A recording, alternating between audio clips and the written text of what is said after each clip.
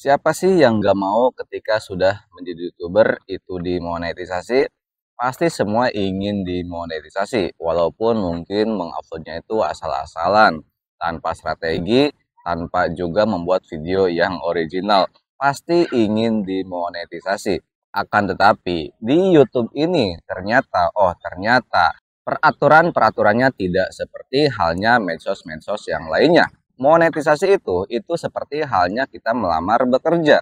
Kalau melamar bekerja, kita kan harus ada pengecekan yang namanya berkas-berkas ataupun lampiran-lampiran. Nah, di YouTube juga sama ya. Di situ ada pengecekan hal-hal yang harus kita patuhi agar nantinya kita bisa lolos di monetisasi. Nah, di sini saya akan bahas hal apa saja sih yang dicek saat pengajuan monetisasi.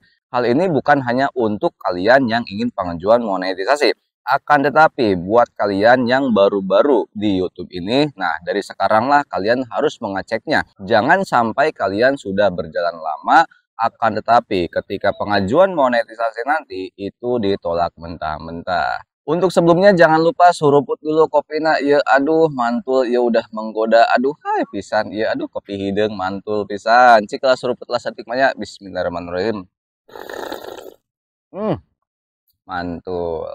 Assalamualaikum warahmatullahi wabarakatuh. Balik lagi bersama Bang Matrix. Seperti biasa buat kalian masuk video ini yang subscribe dan yang like serta berkomentar, saya doakan semoga sehat selalu, sukses dan berkah. Amin. Dari kita sebagai YouTuber pastinya sudah banyak yang paham terkait kebijakan baru YouTube yang dimana ketika kita ditolak monetisasi, untuk pengajuan monetisasinya kembali kita harus menunggu 90 hari. Yang dimana sebelumnya itu kita harus menunggu 30 hari, akan tetapi sekarang ada perubahan menjadi 90 hari. Sehingga mungkin akan terasa lama ya bagi YouTuber yang itu ditolak monetisasi. Nah, dari hal itu nggak sedikit para YouTuber tersebut itu mungkin dikatakan galau saat ingin pengajuan monetisasi, ingin ngajuin sekarang ataupun enggak, karena mungkin merasa bahwasanya di videonya tersebut mungkin ditakutkan ada yang namanya konten berulang. Kalau udah konten berulang pastinya itu akan ditolak monetisasi. Ketika sudah ditolak maka harus menunggu 90 hari lagi untuk pengajuan monetisasinya. Nah, dari hal itu teman-teman harus mengecek terlebih dahulu channel teman-teman ketika saat ingin pengajuan monetisasi. YouTube sudah memberikan jalan bahwasanya hal apa saja sih yang akan dicek videonya ketika kita pengajuan monetisasi. Nah, ini langsung dalilnya, waduh bahasanya udah dalil ya. Yang pasti ini valid, yang itu langsung dari bantuan YouTube-nya.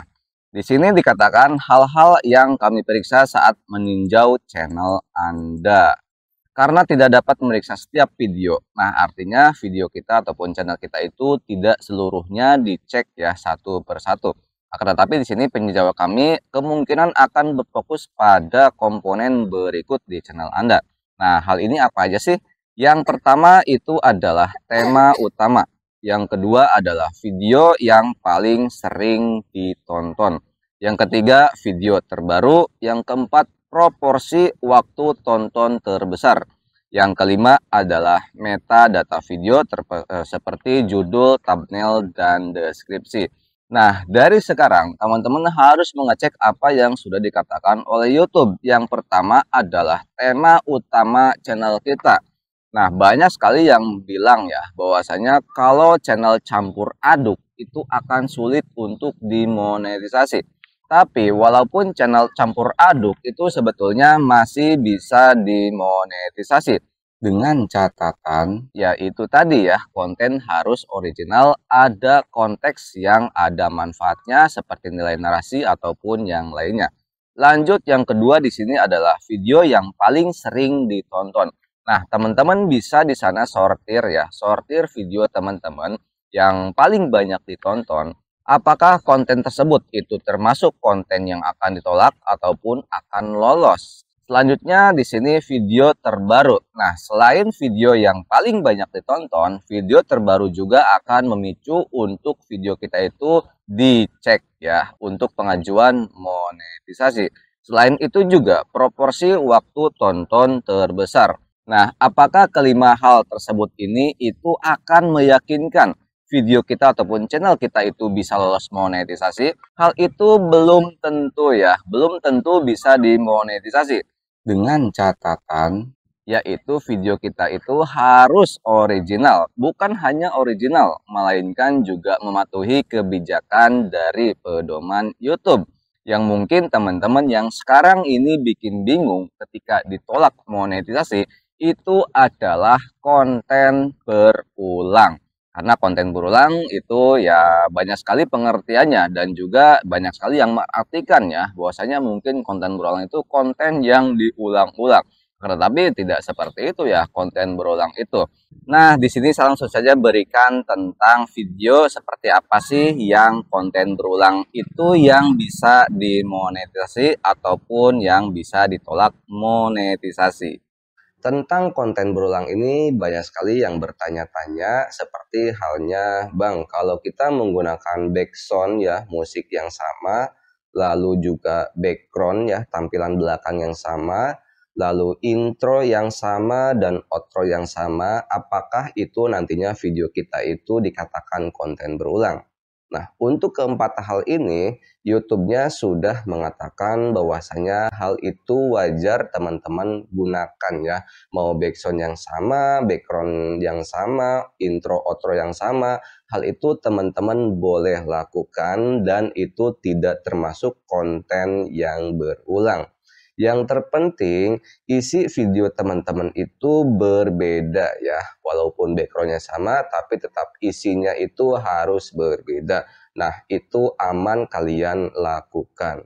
Nah, yang tidak aman dilakukan yaitu adalah video kita yang hanya gambar saja bergerak tanpa ada suara narasi ya maksudnya, bukan suara hanya jedak-jeduk seperti itu ya, tapi tidak ada narasinya. Nah, itu adalah konten berulang yang mungkin teman-teman banyak sekali melihat di platform-platform yang lainnya seperti Capcut ataupun di TikTok yang itu tulisannya hanya 1 jam belum paham. Nah, itu kan gak ada narasi nilai apapun ya, gak ada nilai tambah apapun. Nah, itu kalau di YouTube itu bisa terkena konten berulang. Untuk contohnya, mungkin saya sudah banyak sekali memberikan contoh-contoh dari konten berulang tersebut. Salah satu contoh yang seperti ini ya, yang dia tidak menimbulkan suara dia sendiri ya, yang hanya zoom in, zoom out gambar saja dengan kata-kata dan juga dengan background. Nah, itu bisa termasuk konten berulang. Nah, kalau di video yang bergerak seperti itu ada suara narasi dari kita sendiri, nah itu tidak dikatakan konten berulang. Dengan kata lain, si YouTube itu ingin teman-teman memiliki kreativitas ya, kreativitas yang ada usahanya, yang bukan membuat video dari template-template otomatis. Nah, kalau yang video tanpa ada narasi, maka si YouTube itu memikir bahwasanya video yang kalian buat itu adalah video yang dari hasil editing menggunakan template otomatis. Nah, si YouTube tidak ingin kalian seperti itu. Lalu gimana kalau kita sudah terlanjur banyak membuatkan video-video yang bisa dikatakan konten berulang, yang sekarang ini tidak ada narasi di video kita sendiri. Nah, teman-teman bisa menambahkan video-video teman original kalian ya, yang itu dengan menggunakan suara narasi kalian sendiri. Nah, dari sekarang teman-teman harus bisa membuat video yang benar-benar original yang terbebas dari konten berulang. Lebih baik kita bikin video yang hasil buatan kita sendiri, walaupun view-nya itu kecil, akan tetapi nanti akan bisa lancar dimonetisasi. Daripada kita membuatkan video-video yang mungkin itu hasil milik orang lain, ataupun mungkin yang dikatakan tadi konten berulang, sudah banyak waktu terbuang yang sia-sia ya, akan tetapi saat pengajuan monetisasi ternyata ditolak. Tapi sebetulnya jika kita ditolak monetisasi, itu kita bisa pengajuan banding menggunakan video. Nah, untuk caranya kalian bisa lihat saja video yang ini ya. Langsung saja klik di sana. Terima kasih, semoga ini bisa bermanfaat buat teman-teman. Sampai jumpa di konten-konten selanjutnya dan salam sukses buat kita bersama.